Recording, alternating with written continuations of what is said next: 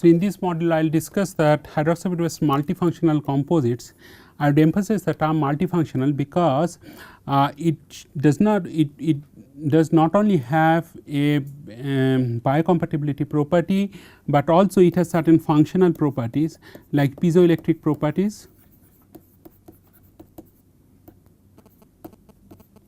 then electrical conductivity property,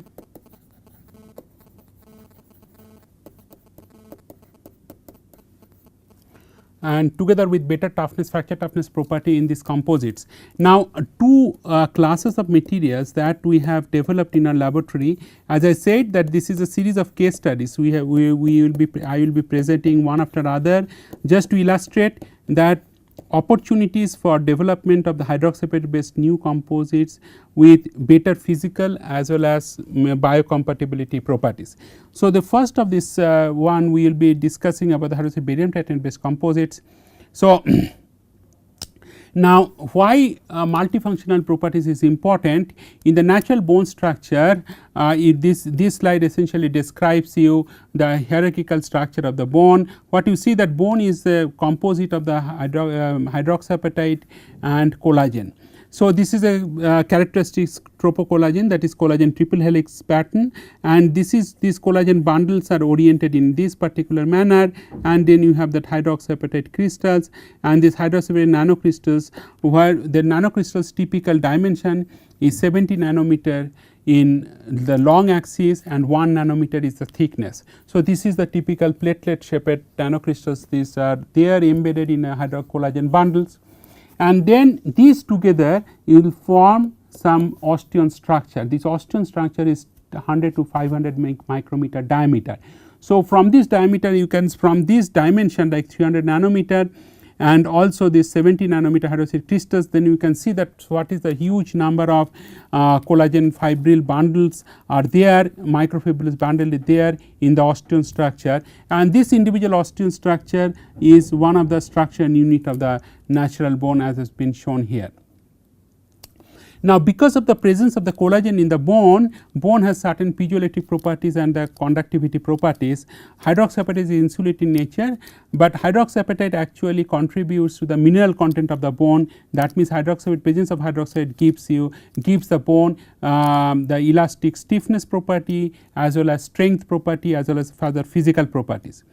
Now, electricity in the bone, typically in a biological cell it has the transmembrane potential, and transmembrane potential is fairly high because of the smaller thickness of the cell membrane, and this transmembrane potential is of the order of 10 to the 5 volt per centimeter. And there are several ions which I have mentioned before, that cells itself has sodium potassium channel as well as calcium channels. Now, because of the imbalance in the content of the ions in the extracellular region with respect to the intracellular region, this also creates the electricity in the bone. Now, these mechanical properties of the hydroxyapatite, which has been emphasized in the last module while discussing the hydroxide titanium composites. So, let me repeat that typically bone material should have a fracture toughness better than 2 MPa square root meter, and this should be used the single edge V-notch beam technique, that is the reliable fracture toughness. Piezoelectric strain coefficient, it is not that much demanding like functional applications, it should be in the range of 0.7 picocoulomb per Newton, and it should have a biocompatibility both in vitro and in vivo and physical. And then other property that is required for bone replacement materials is a slow osseointegration like 4 to 6 weeks, that is a very slow osseointegration with most of the natural bone materials.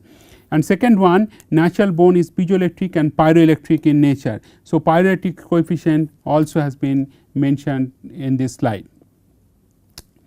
So, therefore, the definition therefore, motivation is that you need to have a faster and long term osseointegration of synthetic implant materials.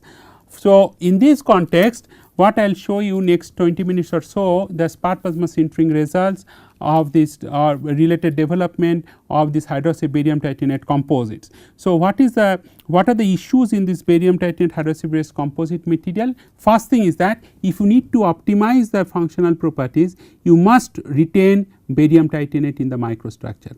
Second one is that you should prevent the dissociation of hydroxyapatite, because hydroxyapatite can dissociate to tricalcium phosphate and various other phases. So, those dissociation needs to be prevented. So, A, hydroxyapatite dissociation, B, retention of barium titanate, and this is very difficult to be accomplished, which is very easier to be said.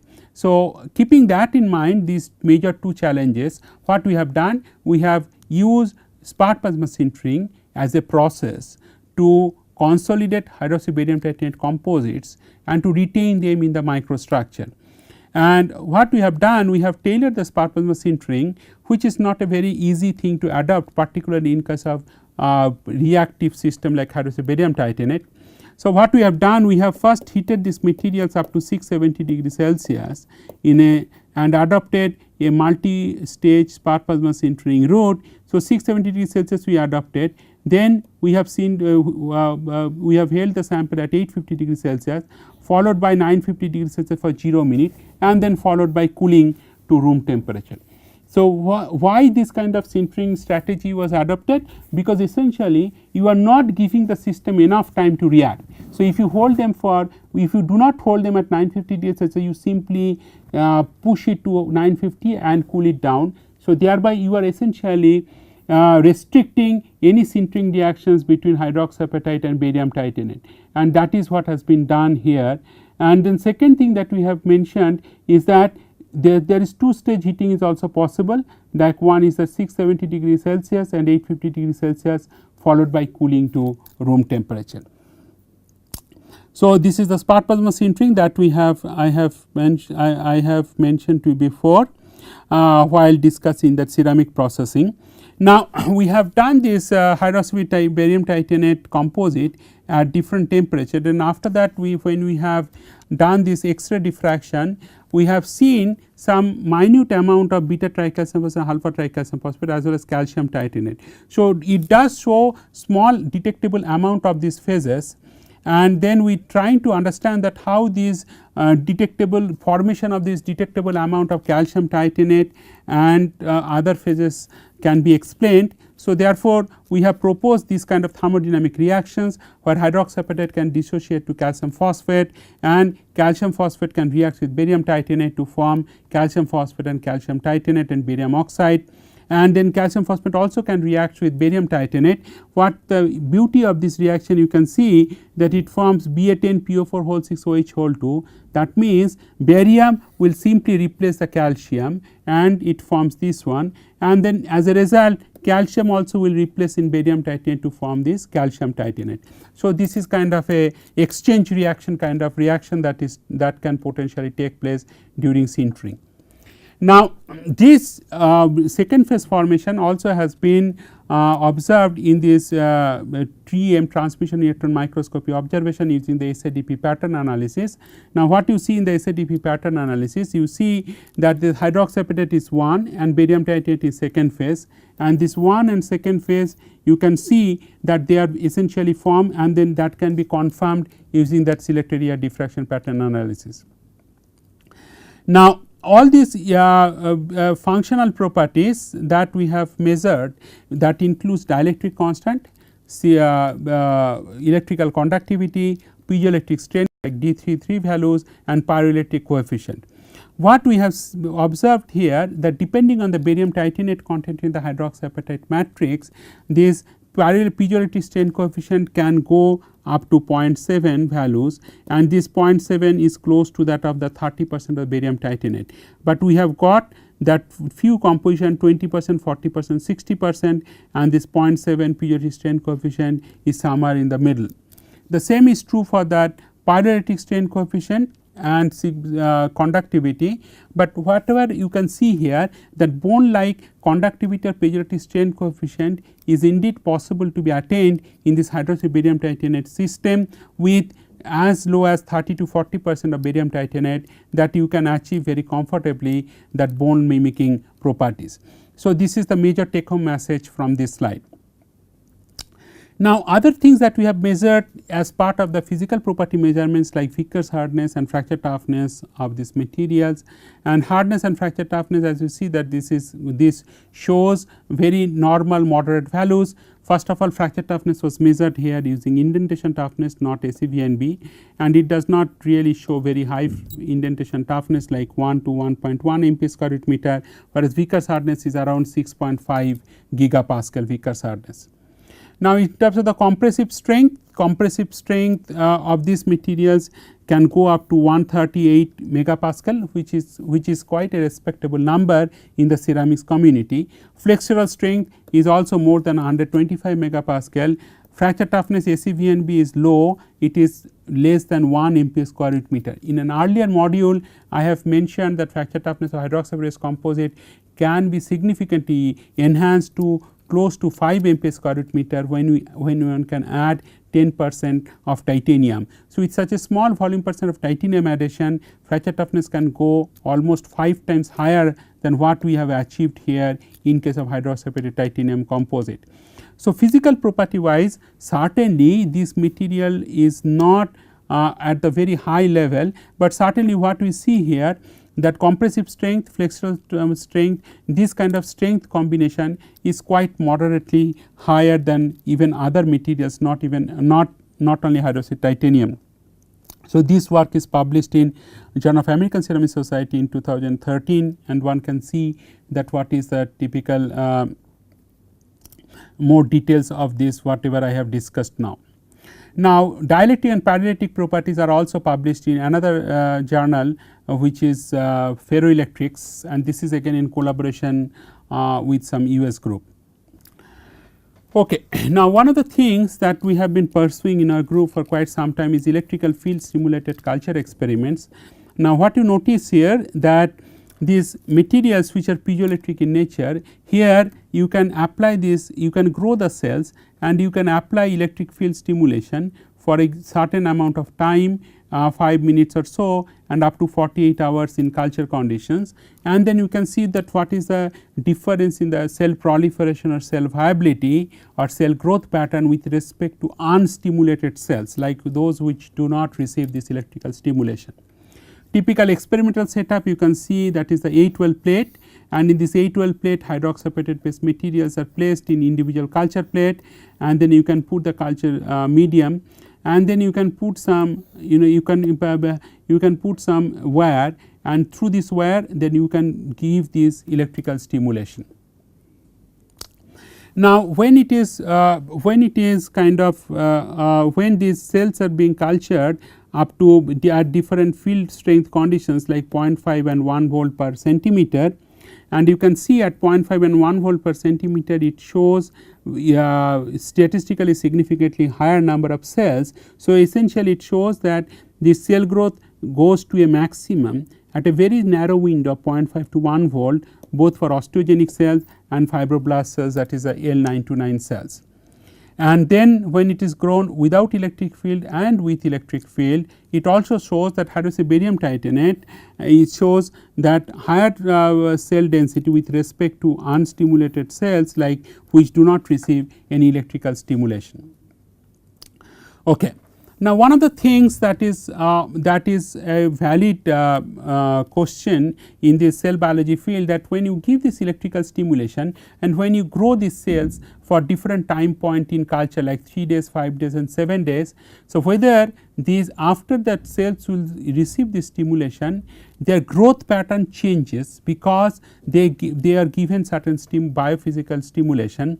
So, to address this, we have grown these cells after they receive the electrical stimulation for different time point in culture, and we have seen that they show kind of a standard linear increase in the MDT optical density values, essentially showing that mitochondrially active cells or cell viability is essentially increases with increases time point in culture. So, there is no alteration in the growth pattern because of this electrical field stimulation work, and this is published in JBMRB in 2011. Okay. Now, one of the things that is again a kind of a from biomedical point of view again quite important to be addressed is the in vivo toxicity. Now, to show this in vivo toxicity of this hydroxy barium titanate, we have not only done in vitro studies, but also we have done in vivo mouse model study. So, what we have done, we have taken this hydroxy barium titanate pellets. Now, this is your sinter pellets. We have done some mechanical crushing and grinding and in a very tailored manner using ball milling and so on. Then we get these small particles, nanoparticulates, like, and these particulates is less than 100 nanometer in size. Then we disperse them in phosphate buffer saline solution like PBS solution, and after that we have injected in the intra-articular region of the mouse model. And this is the scheme of the things that I have shown, that first is this hydroxy barium titanate pellet, and then from that you get these finer particles, crushed pellets, and then after that you micron size ceramic particulates, you filter it using this 0.22 micron filter, and so that you get a very fine particles which are dispersed in the solution, and then you can grow the cells or you can inject them into the animal model. So, this is exactly what I was saying, that you first grow them grow the cells, mammalian cells treated with particle eluates, or you can do this in vivo toxicity assessment by intra-articular injection, and then after intra-articular injection you can do serum biochemical assays, histological staining of the vital organs, and pro-inflammatory cytokine assays. Now, in this particular case we have used 3 different kind of a eluate concentration. In they are like 0.25 milligram per milliliter, 2.5 milligram per milliliter, 25 milligram per milliliter, essentially showing that 1 orders of magnitude higher and higher concentration of these eluates and then injected. First is the cell viability. This is the in vitro study. So, we have taken that osteogenic cells, and then we have grown, particularly this is I think C2C C12 myoblast cells from the murine type. So, from the mouse myoblast cells, then we have grown them, and when the particles are suspended, hydroxy barium titanate particles are suspended in the culture medium, and what we have seen that they do not show any observable toxicity or reduction in the cell viability in these kind of materials. Now, when these materials are injected into the mouse model, and this is just showing that veterinary surgeon is giving this intra-articular injection in the mouse, and this is the particles that we have done TEM. So, essentially all the particles is less than 100 nanometer. Then we have taken each day after the post injection post exposure period, each day we have taken the weight systematically, just to show that weight does not decrease or the animals actually maintain their standard health conditions. After that we have taken the vital organs from each of this animal model, and then we have done the thin sections of the vital organs like heart, liver, lung, and kidney, and also spleen. So, in all these histology sections, if you see, they show a normal tissue architecture, and then suddenly this particular case it shows a normal appearance of the cardiac muscles, and we did not see any you can clearly see blood vessels and striated cardiac muscles and so on, but we did not see that particles are distributed and causing any inflammation.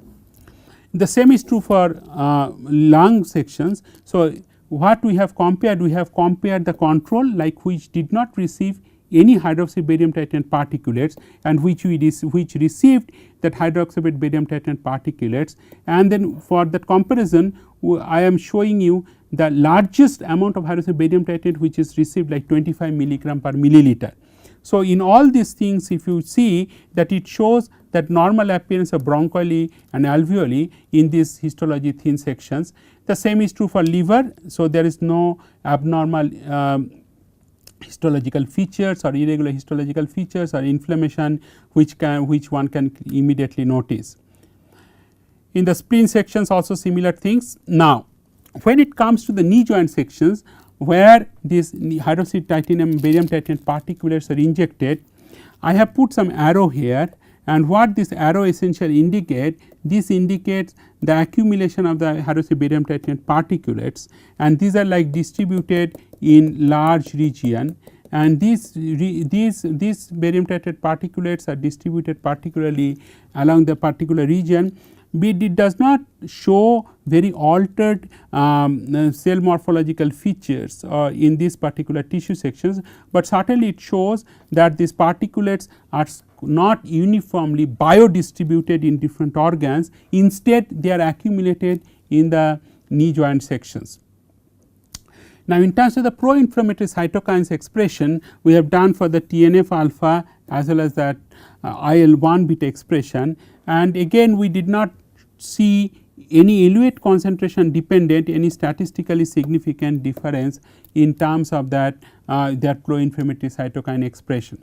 So, this work is published in Journal of Materials in Medicine journal.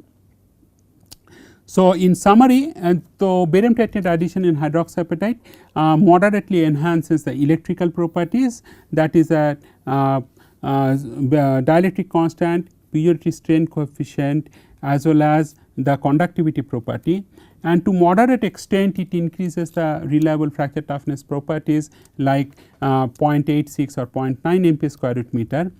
And these bone like electrical properties were particularly obtained in case of the hydroxide 40% barium titanate composite, and these nanoparticles did not elicit any systemic toxicity in the mouse model, and therefore, these materials can be potentially used as orthopedic implant applications. So, what we need to do is that we need to see that how barium titanate materials which is electrically conductive, they can be implanted in the mouse model and in the particular bone model, and then we can see, we can give certain electrical stimulation, and we can see that whether this barium titanate materials, barium titanate containing materials can induce very early osseointegration. Early osseointegration means normal bone healing process takes place in a human being is certainly around 10 to 12 weeks. So, whether we can shorten this bone healing time to 3 to 4 weeks using these electroconductive materials. So, those study and experiments related preclinical trials are currently underway in our laboratory at Indian Institute of Science, and certainly all these studies will point towards the fact that relevance of the electrically conductive materials together with electrical stimulation indeed is helpful for the early bone or early osseointegration in animal model. And finally, these materials are biomedically safe, and that is very clear, and then this does not show any toxicity in the animal model experiments, but certainly some long term animal model experiments is necessary, and that can be conducted in the rabbit model. Thank you.